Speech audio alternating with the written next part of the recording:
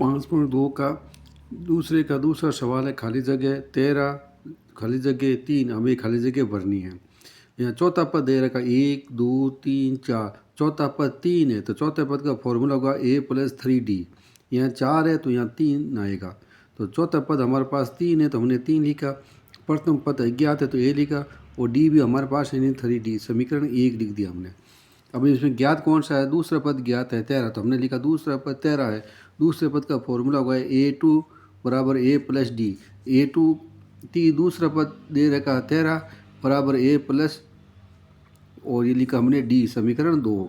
अब समीकरण 1 में से समीकरण 2 को घटाते हैं तो यहाँ लिखा 3 बराबर a+3d 13 बराबर a+d। घटाने पर ये चिन्ह माइनस का होगा, ये माइनस का, ये माइनस का। -13 में से 3 गए तो माइनस के 10 बच गए और ए कट गए आपस में। 3 में से 1 डी गया तो 2 डी बच गया। अब हमें डी का मान ज्ञात करना है तो इस 2 का भाग 10 में दिया तो गया -5 बार। अब डी का मान समीकरण 1 में रखते हैं। 1 हमारे पास है 3 बराबर a+3d। 3 का 3 लिखा, a का 1 लिखा, 3 का 3 और डी का मान आ गया हमारे पास -5। 3 और माइनस को 5 से गुणा किया तो -15।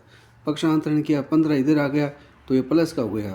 3 और 15 को जोड़ दिया तो हो गया 18। तो प्रथम पद आ गया हमारे पास 18। अब हमें ज्ञात करना है तीसरा पद। तीसरा पद के लिए फॉर्मूला होता है a3 बराबर दूसरा पद प्लस सार्वंतर। डी का मतलब सार्वंतर। दूसरा पद आ गया 13 प्लस सार्वंतर आ गया -5।